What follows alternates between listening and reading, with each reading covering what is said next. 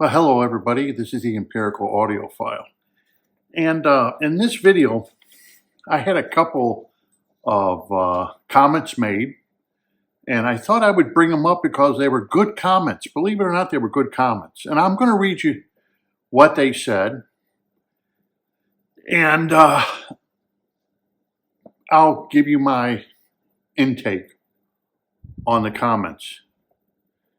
To be honest, I don't think your ears, or a combination of ears and brains, are the last word. I would have to definitely say, no, they're not the last word. They're definitely an audio placebo effect. If you really want the empirical, you have to do a double-blind comparison to see a big enough change and a spectrum analyzer. Failing that, you can only a theory and show mathematically that the changes in a signal is bigger than the noise and capabilities of human perception. Copper cables with decent connectors already exceed all possible requirements. Okay, this is a very good good thing that he wrote this, because this has been going on now ever since I've been an audiophile. It's the same complaint that you have to do double-blind comparisons. Well, Absolute Sound and Stereophile magazine, ever since even they started, and Gordon Holt was the founder of Stereophile magazine, they all went against double-blind tests. And they said that is not the way to rate stereo equipment. And I know a lot of people out there are thinking that, well, you should have, a spectrum analyzer. You should, oscilloscope, the whole works. Let me tell you something. I just watched a video with Michael Fremer, and the video was about AR, Audio Research Company. And they had some output transformers built in China. This is the president of the company. And he told Michael Fremer, we had some output transformers built in China. And the specifications to the output transformers were absolutely perfect when they got them back from China. They did that because it was cheaper to have the output transformers built there than in the United States. So they tested them. They did all the tests you can do to make sure that output transformers were absolutely perfect, and they were. There was nothing wrong with them. So they put them into their amps. Then they went and did the listening tests. AR listens to all their equipment, and it didn't sound right. So he said, we had the hardest time trying to figure out what was going on with the output transformers. He said our engineers were having a hard time. We could not figure out. They tested out to be absolutely perfect to the American transformers, but they did not sound the same. He said, we finally took the transformers out, had some made by the American company, put those and replaced them with those, and he said the sound was back. It was great. So this is the reason why specifications on stuff can be very deceiving. There was a long time ago where speakers were absolutely made to be flat frequency response within 1 dB, but nobody really liked them. They didn't quite appeal to audiophiles. And what it is when you get specifications like that, they are a guideline with audio equipment, but they're not the last word to depend on. They're just a guideline. You can get a lot of amplifiers that have great specifications beyond belief, and then you go listen to them and you do not like them. There was a particular guy with the Audio Club. He listened to 17 different amplifiers on his Dunlavy speakers. 17 different manufacturers, 17 amplifiers. Cost was no object. And we heard differences. But if you looked at all the specs, they pretty much were all the same. All the amplifiers that he tried. So the specifications tell you one thing, but your ears are going to tell you something else. That's why I insist and tell people, use your ears. Don't depend on specification. Those are just guidelines, and a lot of specifications are not your ears. I have an old 1930 tubestone radio, and it sounds wonderful. You listen to it and it sounds great. I'm sure the specifications of that old-time wooden radio is nowhere near the specifications of the equipment we have today. Nowhere even near. But yet it sounds good to the ear. Then again, you can go to the other route of how about Bose? Why are Bose never audiophile quality speakers? Why does no audiophile ever say that, oh, those are great, I think I'm going to use them in my system? Yet I'm sure the specifications are very good for the Bose. No audiophile has them. So you can get like the Wave radio or some of these other high-end radios that cost a lot of money. They sound good to the human ear. You can get a Wulitzer and it will sound great, but I'm sure the specifications are lousy. So why does something like a Wulitzer sound so good that it's like, wow, does that sound good? But the specifications aren't going to be there. Specifications are a guideline, but they're not human ears. You know, all this analyzer stuff, it's very accurate. It's supposed to analyze something electrically, but it's not human hearing. And human hearing is what we have to depend on. So you can look at specs and you can get some kind of idea, but use your ears. That's the last word. Because how is it you can have speakers like, let's say, the LTEX over here? How can you have something like the LTEX and yet they're 47 years old? I'm sure they don't have the specs of some of the newer speakers. Why is it that so many people like them? What draws people into them when their specifications probably cannot compete with a lot of the newer equipment that's out there? Because they just sound right. They appeal to the human ear. And my ears are not electronic equipment. So I understand when people mention that you should be using equipment. But when it comes to audio, no. Your ears are not electronic equipment. Electronic equipment is more sensitive than your hearing. Everybody's hearing is different. That's why you have to definitely depend on yourself and not specifications. Because you think an old Dynaco amp, was that great? You know, but people love it.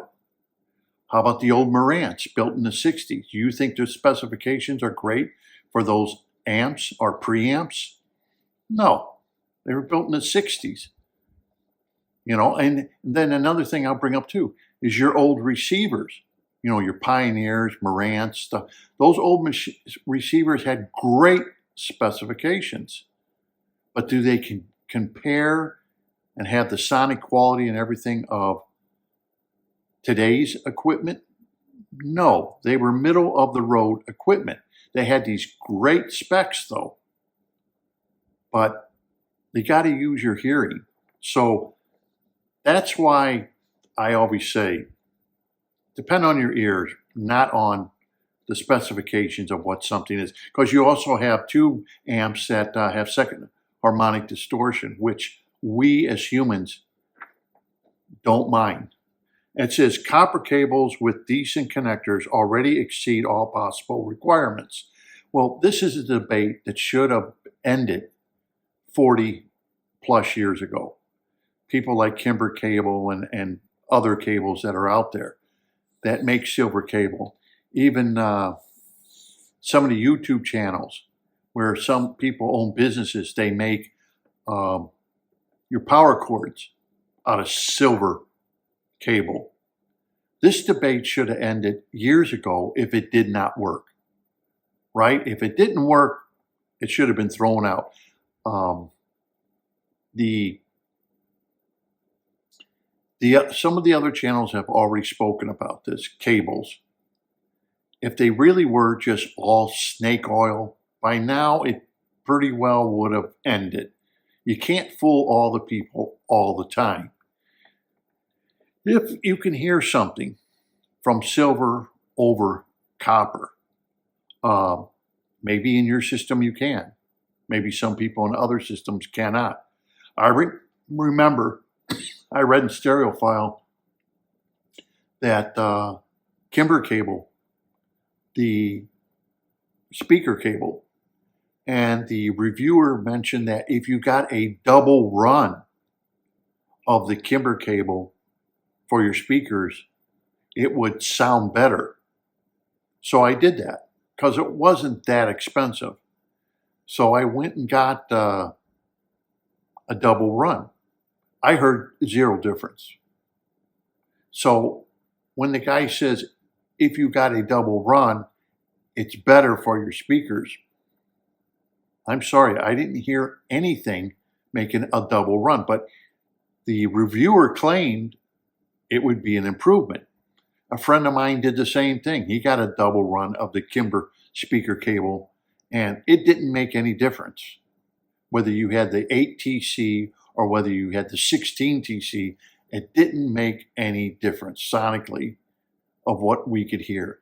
The only time I heard sonically a difference is when I got the silver. But like I said, it was more on the high end than it was anything else. And it was cheaper then. But don't you think that snake oil would have went by the wayside by now? I kind of think so. If it wasn't really working, these companies couldn't keep selling it for 40 years and get by with it. There was another comment made. In this day and age, it is highly recommended that you purchase a mic that works with REW. With low-cost measurement equipment, you can prove or disprove your claims. Once again, you're depending on a microphone that is not your ears. There's a lot of videos out there that use mics and do sweeps of the speakers, but that's not your ear. That is not what you're hearing. I tell you what I hear with the speakers I have, so you can hear it. If you don't hear it, then you know maybe you're missing it. I don't need to do a sweep of the system because that's going to depend on your room, your mic, the quality of equipment you have. There's a lot of variables in there where that sweep can change with everybody who's using it depending on the room you are using it. Like resonating frequencies, they found out that it actually dies out faster if you use plywood and not MDF. And there's videos on that where they actually show it, where plywood will actually take those frequencies and send them until you can't even hear them very, very quickly compared to MDF. Why do we use MDF? It's cheaper than plywood.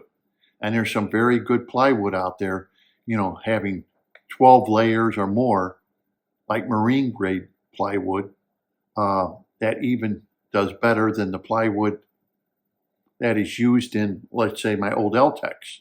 But yeah, a lot of people like to look at specs. They like to look at equipment. They like to think, but equipment's not your ears. Once again, when it comes to music, like I said, it depends on what you're listening to.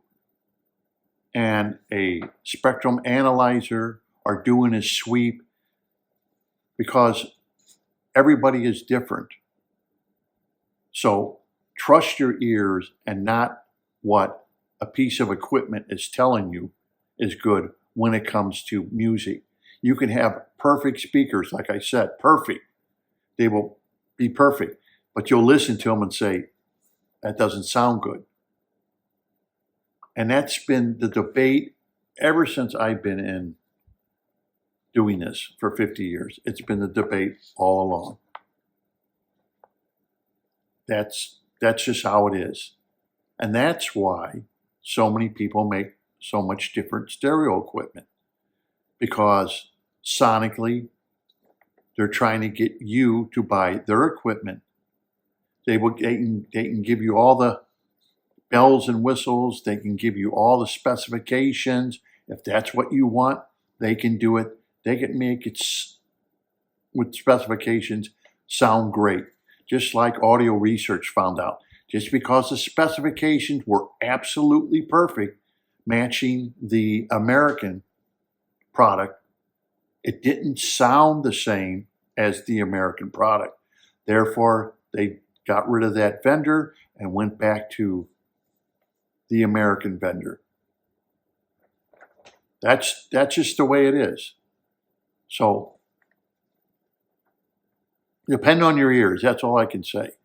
Specifications, yeah, you can look at them. But like I said, look at some old receivers. You'll see they had great specifications too. But I wouldn't buy one. I wouldn't depend on it as a high-end system. You know, I'm not going to depend on Bose speakers either as a high-end system. No audiophile does. So until next time, this is the Empirical Audiophile. Thank you for watching.